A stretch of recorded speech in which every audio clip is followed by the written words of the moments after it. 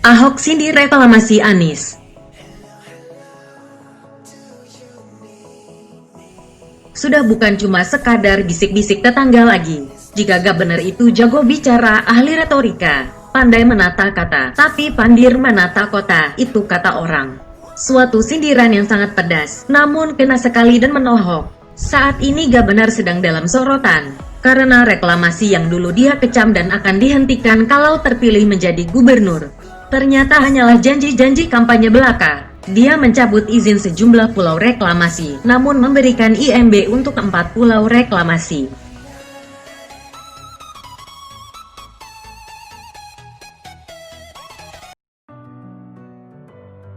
Padahal kalau memang benar bahwa kebijakannya itu pro nelayan dan kelestarian lingkungan, mestinya kan seluruh pulau-pulau reklamasi itu dihilangkan tanpa sisa.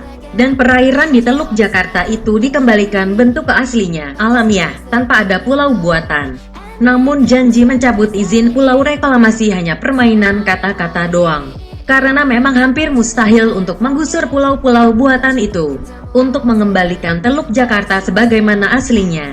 Selama masih ada banyak nelayan yang merasa keberatan dengan keberadaan pulau-pulau reklamasi itu, isu tersebut akan tetap dipelihara untuk kepentingan kampanye politik.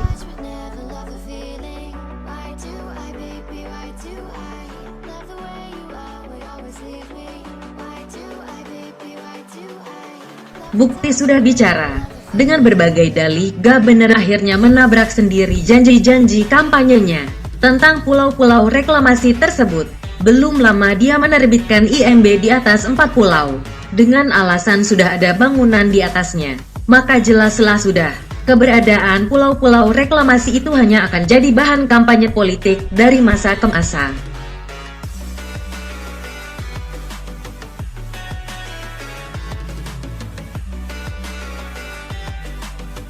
Kalau memang serius dan tulus membela kepentingan para nelayan dan kelestarian lingkungan, gusur saja pulau-pulau buatan itu hingga kembali menjadi lautan.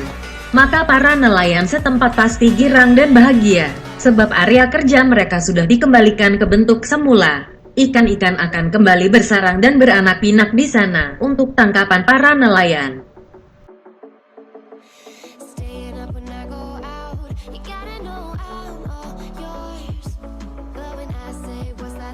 Namun melihat situasi dan kondisinya, hampir mustahil untuk mengembalikan kawasan itu sesuai aslinya dulu. Gak benar sendiri hanya sebatas mencabut izin, bukan melenyapkan pulau-pulau itu sesuai harapan para nelayan. Tapi yakinlah cepat atau lambat, gubernur-gubernur berikutnya pasti akan meneruskan juga pembangunan di pulau-pulau itu.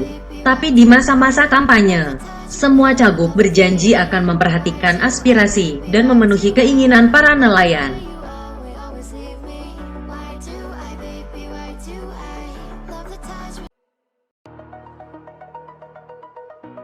Maka Ahok sangat tepat dan futuristik ketika masih jadi gubernur konsisten melanjutkan pembangunan pulau-pulau reklamasi itu. Tapi Ahok memiliki daya tawar yang sangat tinggi dan berkelas, yakni menuntut dana kontribusi tambahan dari pengembang sebesar 15%, yang jika diwujudkan dapat berupa uang yang besarnya ratusan triliun rupiah.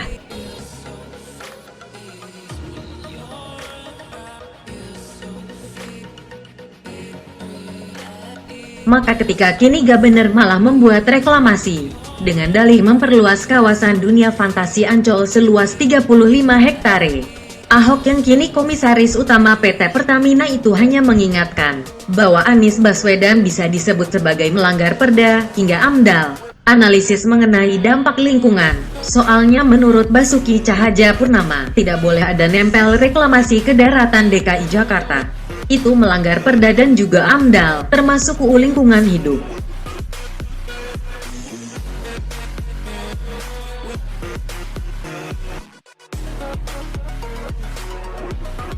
Bahkan Ahok mengatakan bahwa rencana gak bener itu sebenarnya mirip dengan rencananya dulu, untuk mengembangkan taman rekreasi itu.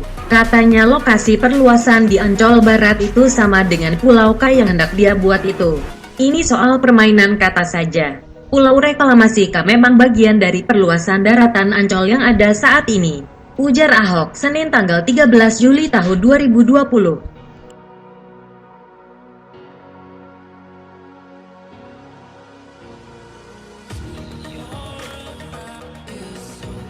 Ahok betul. Sebab Ahok membangun Pulau K yang rencananya akan dihubungkan dengan jembatan dengan kawasan Ancol. Sedangkan Anies menguruk atau menimbun pantai supaya lebih luas. Jadi, kesimpulannya, ya sami mawon. Tapi rencana Anies ini berpotensi melanggar aturan. Meski rencana perluasan daratan ini disebut menabrak aturan, tapi siapa peduli? Apalagi isu agama sudah dibawa-bawa. Seperti misalnya di kawasan reklamasi Ancol itu akan didirikan masjid dan museum Rasulullah SAW.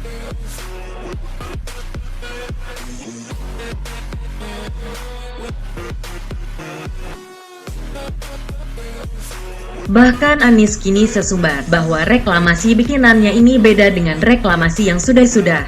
Misalnya jika reklamasi yang sudah terjadi itu menimbulkan banjir, maka reklamasi Ancol justru akan mengatasi banjir di DKI Jakarta. Dasar perhitungan Anies, sungai-sungai yang ada di seluruh kawasan DKI Jakarta akan dikeruk dari ujung ke ujung. Dan tanah-tanahnya akan disumbangkan ke reklamasi Ancol. Maka kawasan daratan Ancol semakin luas. Sementara sungai-sungai di Jakarta akan semakin dalam, hingga mampu menampung lebih banyak debit air yang selama ini tak tertampung, hingga meluber dan menyebabkan banjir.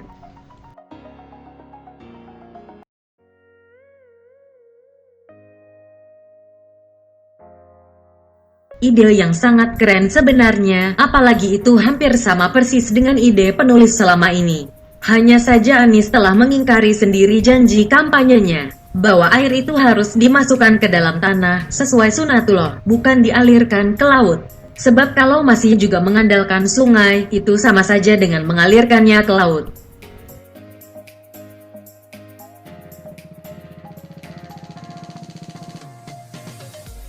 Lagi pula tanah penyebab sedimentasi pada kali-kali dan sungai DKI Jakarta itu mestinya dimanfaatkan untuk menguruk kawasan-kawasan DKI yang rendah, bukan malah menjejalinya ke laut.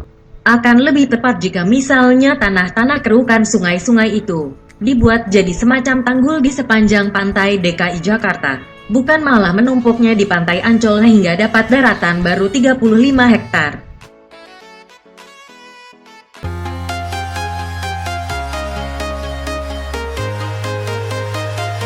Apalagi menurut Ahok memperluas daratan DKI itu menabrak beberapa aturan dan peraturan. Tetapi siapa peduli, kita sudah paham bahwa Bang Anies itu tidak ingin disebut mencontek atau meneruskan ide Ahok soal perluasan Ancol. Maka bikin saja reklamasi yang menurutnya bukan reklamasi, tetapi perluasan. Sama saja, begitulah, pura-pura. Salam dari kami, para rakyat jelata. All around the globe, trying to protect your soul. We are heroes tonight. We will fly above the sky. We are heroes tonight.